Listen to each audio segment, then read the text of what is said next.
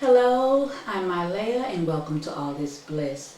Today I have with me a longtime friend, Sister Racayah. Shalom, Mylea. Before we get started, I would just like to read her bio. It is extensive and she's probably left a few things out if I know Racayah. But I'm going to go ahead and read it because this is important in establishing exactly how tough this sister is and how devoted she was to this community and her loyalty and perseverance. So I'll go ahead and read. A former member of the Hebrew Israelite community of Dimona for 34 years, a mother of 2 children born in the community that were child victims of sexual abuse, a grandmother of 4 adorable grandchildren, and these are her contributions and her participation in the community for the past 34 years. A graduate of the community's university level faculty or facility, School of the Prophets with a bachelor's degree in Divine Torah Bible Studies, a member of the Lamdaniyot HaTorah, the female assistants to the community priesthood, a longtime member and coordinator of the Sisterhood's yearly resolution committee, an instructor of baton twirling, I remember that very well, a member of the New Israelites Fire Choir, performed in the Gospel in the Holy Land video and throughout the state of Israel. A woman of valor, the entity of women that is one step away from the first level of leadership for women in the community. Author of 3 children's books on community philosophy. Co-author of 3 publications by school students on community culture and biographies. The community school librarian for the last 14 and a half years. Project coordinator for an after-school educational enrichment program for junior high school students for the last 3 years. Child safety advocate for the last 4.5 years. Administrator of the Facebook page Parents Against Pedophiles. Co-founder of the Committee for Child Safety in 2011, and co-founder and producer of the Silent Epidemic Child Sexual Abuse Educational DVD 2011. Welcome again, Sister Racayah. Thank you. It is indeed my divine pleasure to sit with you today. Now, I just want to start off introducing this book. And this is a book that's entitled The Lies of Heaven, and it is authored by Kevin Stone. I just want to read the dedication. This book is dedicated to all of the children and adults that couldn't talk, to those who were too afraid or ashamed to tell their story, to those made powerless by their lack of courage to speak, to those who almost died trying to hold their darkest secrets. Never give up. There's always a way to get your life back. That you can again feel like a complete human being. Now this is the dedication that was written by Kevin Stone. Who is your son? Kevin Stone is my son. The Lies of Heaven tells the story of his childhood and the sexual abuse that he experienced in the community. Mm-hmm. So, can you tell us just a little bit about how the people can purchase this book? This is it's not a very big book, but it definitely is a very poignant tale about his life. And it goes far to really explain a lot of the social ills in the community and how they're being dealt with, how they were being dealt with at that time, if being dealt with at all. So, unfortunately, the book's not available for publication yet. Yeah. But in that I will be leaving very soon and going to the U.S. That is on the top of my list of things to do to make sure that I get the book published. So we'll be coming back with further information on how you can get your copy of this book, Lie, or The Lies of Heaven. Okay? Now, I don't want to waste any more time. We want to get right into the topic because Sister Racayah has a message for the youth of our community and youth at large. Okay? So we'll go ahead and get started now. Thank you. Okay, let's get started. This is a message specifically to you, the youth that I have worked with over the years, the junior high school, the high school students. You all know me, you see me every day, you borrow books, you come through the library, and being that I'm going to be leaving soon within the next 3 to 4 weeks and going to the U.S. for an extended period of time, I didn't want to leave without leaving these words of wisdom with you.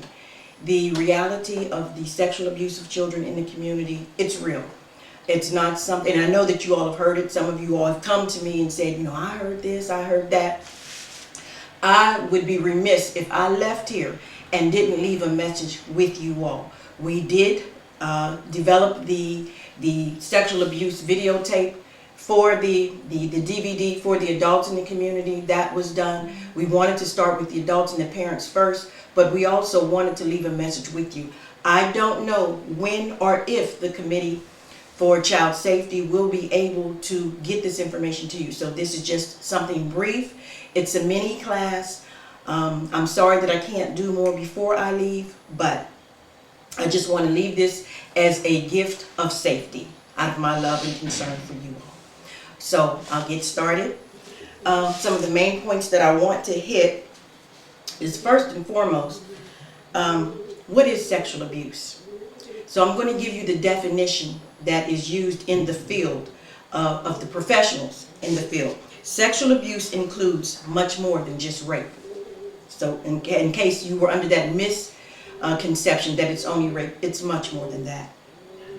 It's defined by the professionals in this field as any contact or interaction between a child and someone that's more powerful than that child, when the child is being used for the sexual gratification, pleasure, for those of you all that don't understand gratification, of that more powerful person.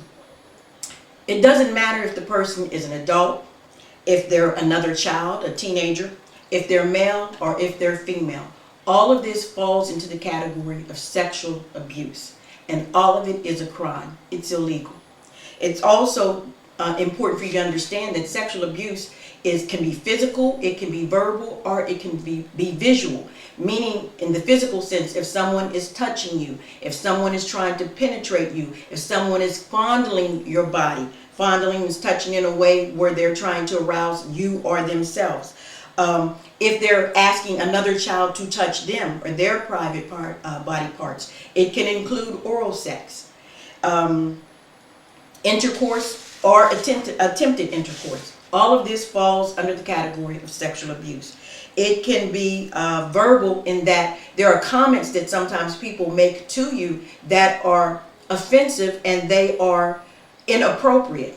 That can fall under the category of sexual abuse. An example would be if an adult were to say to one of the young daughters, say if it's a man saying to one of the daughters, girl, you're looking a certain kind of way, and you know what I could do with you and what I would like to do with you. It's inappropriate, it's out of line. And the same thing that if a sister made certain comments to one of the young sons, those things are inappropriate, they're out of line, they are part of sexual abuse. As far as the visual, if you are exposing yourself to someone else, or you are peeping on other people, you know, somebody's in the shower and you find a way to, you know, peep at them and watch them while they're getting dressed or doing what they're doing, all of that falls under the category of sexual abuse. This is not my opinion. This is the definition that's provided by the professionals in the field. So I wanted to lay that format first and foremost, okay? What's important to know is that most children that are abused by someone they know and trust. In fact, the statistics say that 90% of children are abused by someone they know and trust. If it's a parent, if it's a close family friend, if it's a relative, if it's a teacher, if it's a coach, it's someone that that child knows, someone that that child trusts. And that's why that individual is able to get close enough to that child to take advantage of them. So, wow. It's also teenagers. In many cases, especially in the incidents that have happened in the community so far, people that are now adults, when they were children, many of them were taken advantage by the older children in the households. The children, unfortunately, didn't have any sex education classes. Everybody should know the difference between wrong and right and what you should and shouldn't do. And I know these older children had to know that what they were doing was wrong. But at the same time, they, and going through their hormonal changes, them experiencing their, or trying to experience sex, use the younger children. Anyone who is doing that is wrong. And if you yourself have thought about that, because you're a teen at this point and you're, wanting to check out sex, shouldn't be having sex, you definitely should not be using any of the younger children. You don't ask one of the younger children to perform oral sex on you. You don't ask them to touch your private body parts. Those things are off limits.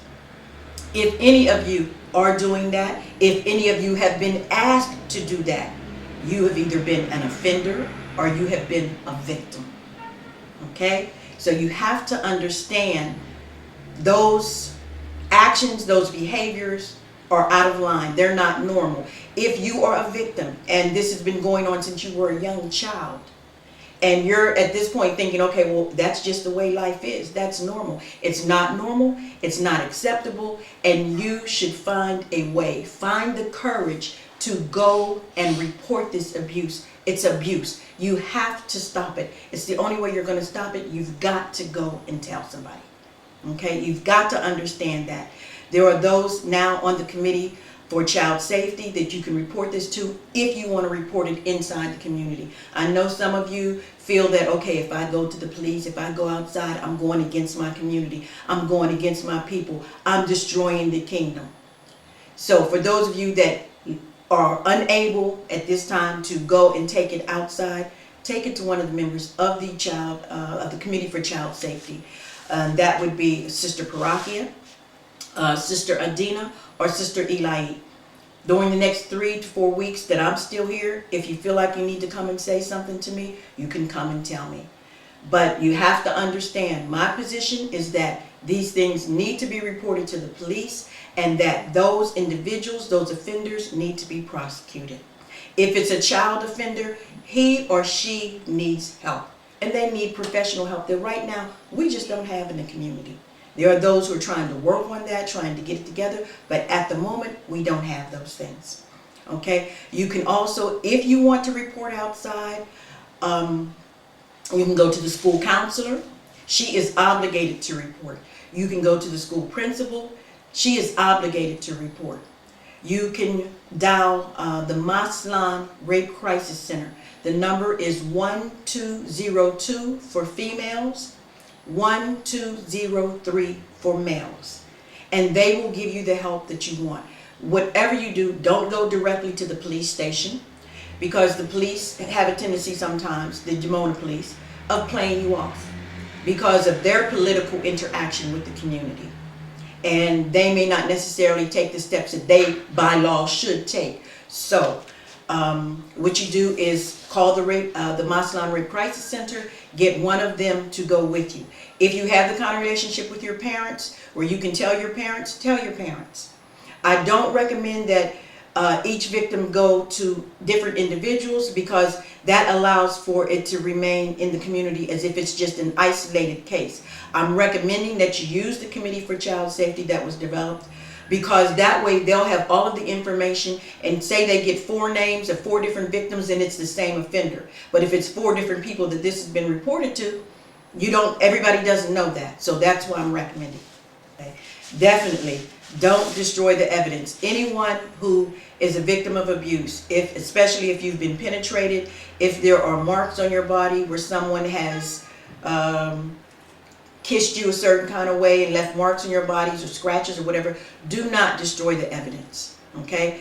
Go directly, if it's in the daytime, go directly to the what we call the Kupat Kuling in Americas. All of you all have medical coverage. Go there and make sure that you get checked, and tell them why you're coming. I'm coming to be checked because I've been raped and I want the evidence preserved.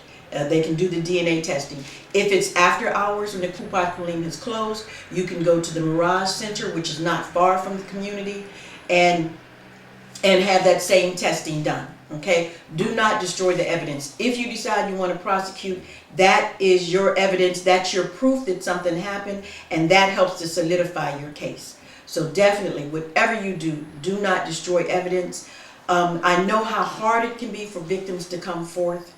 Many times you may have buried this, you want to leave it in your past, you don't want to go back down that dark tunnel. But the only way for it to stop is that you've got to tell.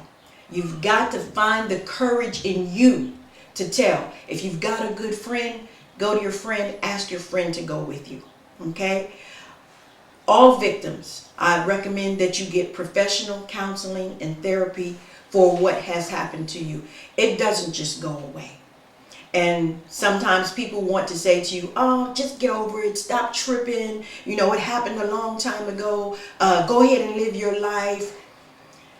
Get the help that you need. Some people may not go and get professional help. They may keep a journal. They may become involved in some type of art or music or dance to express, to release these feelings. But I definitely recommend that you get the professional help.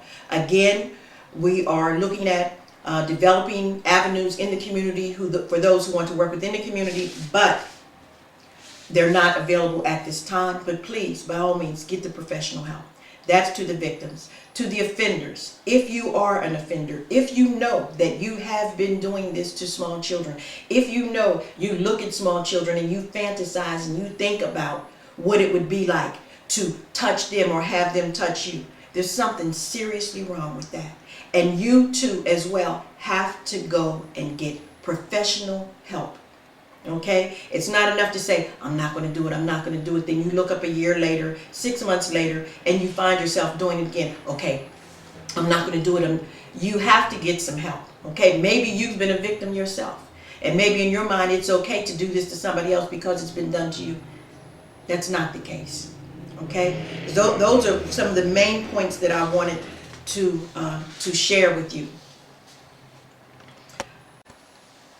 Okay, there's so much that I really need to say, and I'm hoping that I'm going to get it all out. If I don't, you all know where to find me in the library. We can continue this conversation.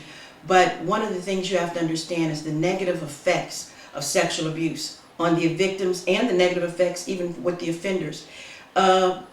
Sexual abuse and not getting it addressed, there's so many things that can happen to you as a victim. You can become very promiscuous and think that it's okay to have sex with a lot of different people because of what happened to you. Some people even become prostitutes. Some people have eating disorders. Either they're anorexic or they're obese because this is how they're trying to deal with what has happened to them. They have behavior problems. They act out. They take things out on other people. There are just so many different things that affect your schoolwork. There's so many things that can happen as a child, as a teenager. You can carry these things later on into your life, into your marriage, into your relationships, and you won't understand why it is that you can't stay in a relationship. These are things that are real. These are things that I have talked to adults that were victims of sexual abuse that it has happened to them. You can check online, you can find the research. So getting the help is so important. Okay. On the other side, if you are an offender, do you want to really have your life altered and not reach your full potential possibly because you end up in jail? You know, at 17 years old, this goes on your record. It affects the rest of your life. You may not be thinking about it now, but when you're 30 years old and you want to get a really good job and they ask you have a criminal record and you can't hide that, then that affects everything that's going on for the rest of your life. Then it may affect later on when it comes back up and you have children and your children find out what you did as a child. It affects everything. You cannot enter into this realm and think that it's going to be okay. And just one statistic that I want to give you when it comes to sexual offenders, it says, okay, just a statistic that I want to share in regards to offenders. It says, how many victims does a child molester average? And this is information that came from someone who worked in this field for 20 years as an investigative reporter from Child Lures Prevention in interviews that he did with convicted sex offenders. Male offenders who abused girls had an average of 52 victims each. One person has ruined 52 lives. Men who molested boys had an astonishing average of 150 victims each. 150 victims. And I know that seems outrageous and hard to believe, but if this man worked in this field for over 20 years, if he's an investigative reporter, this is what he does. And these are the figures that we're getting. And that only 3% of these crimes has ever been detected. 3%. So there are people walking around that are victims of sexual abuse, that have been victimized, that have never told anyone, that are dealing with these traumas, and it has altered who they are as people, and consequently it alters the society that you're in. So maybe we're wondering why there's so many crazy people in the world. Maybe because some of these people things happened to them when they were children that still have not been addressed. And the reality is that for most offenders, there is no cure. If you start on this path, especially once you're an adult, as children, if it happens as a teen, there may be some help that you can get. But the only thing that professionals in the field at this point can do is basically monitor what's going on. They may have to, what they do, called chemical castration, where injections are used for the offender. He or she is required to receive injections at a periodic basis to try to suppress the feelings that he or she has that causes him to want to go and molest children. Okay, so that's not a path that you want to go down. That's not a door you want to open. If it's been opened and you are a teen at this point, let's get you some help. Okay? Speaking again, I think we talked about the negative effects that can take place. What I want to talk about at this point is disclosure. When a victim finally gets the courage to come forth and to tell what has happened to him or her, don't be an idiot, and I'm calling you an idiot if you've done this. Don't be ignorant and ostracize this individual. They've been through enough already. For them to finally be able to come forth and say, hey, this happened to me. And then the way that you treat them is to make them, it's almost like you're molesting them all over again. They've been molested, they've been abused already sexually, then you turn around and abuse them verbally. You make fun of them, you make snide comments and unkind, insensitive remarks in the classroom. And since I just experienced this past week, and the past 2 weeks with some of you all as students at ACVA, and some of the comments that you have made in front of the young daughter who just reported her situation, even some of the comments you made last year with 2 of the students that reported their situations, you got mad at them. How you going to blame him? He didn't do that. You're just lying. I understand about friendship. That's your boy. I understand that. But your boy did something that was not right. It wasn't cool. And you cannot sit up and support him or her in the case if it's ever a girl. Well, what she did is wrong. You can't condemn the individuals that they've done this to. You all have got to stop doing that. You've got to stop giving into the peer pressure because everybody else is doing it. You do it too. And you may have been a victim yourself. Don't do that. Do not do that. If you don't have anything nice to say, don't say anything at all. Keep your mouth shut. And I'm begging you, you would hate for that to be your little brother, your little sister, your niece, or your nephew, because at this point about all of you have a little brother, a little sister, a niece, or a nephew. Your friends have little brothers and little sisters, nieces, and nephews. Don't do that. Because if it was one of your family members and they came and said it was true, you would believe them. Don't automatically assume that somebody's lying. And statistically, with children, with young children, only 10% of children lie about this. They don't even have the vocabulary to be able to share what happened to them and make it up. Okay? With little children, only 10% are lying. And in most of those cases, it's a case where a parent has prepped that child to lie because they're going through a divorce or the custody battle, those types of things. So students, please, don't do that. Don't do that to anybody else. If you don't have anything good to say, don't say anything at all. Okay? Some of the other points I want to make sure that I hit. Okay, how do you identify a child molester? How do you know? How do you know that someone is a potential molester? Well, unfortunately, molesters look just like everybody else. And in our community, you all's community, they walk around with fringes and cords of blue. Okay, so when I took my fringes and cords of blue off, and you all look, oh, look at Racayah, she's walking around, she got on blue jeans. Yes, I'm wearing blue jeans to protest the pedophilia and the fact that the issue has not been addressed. To protest on behalf of all of the names of individuals that I have that were victims, and the fact that nothing was done. So when I wear my capris, when I wear my blue jeans, I have locked my hair, dreadlocks as you all call them, that we're not allowed to have in the community. I've taken a position. I have to separate myself from something that I do not believe in. I will never accept sexual abuse. Never. And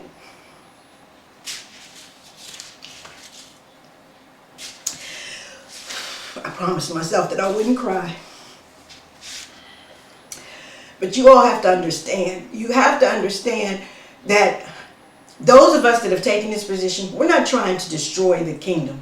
We're trying to save your lives. We are trying to protect children. They can't protect themselves. And those that sit in a position of leadership have not protected them. It's just a fact. They have not protected them. I'm not sitting here trying to tear the kingdom apart. I'm not sitting here trying to make sure that Ben-Ami goes to jail. That's not my purpose. If those things happen, it's going to happen because of his actions or his inactions, not mine.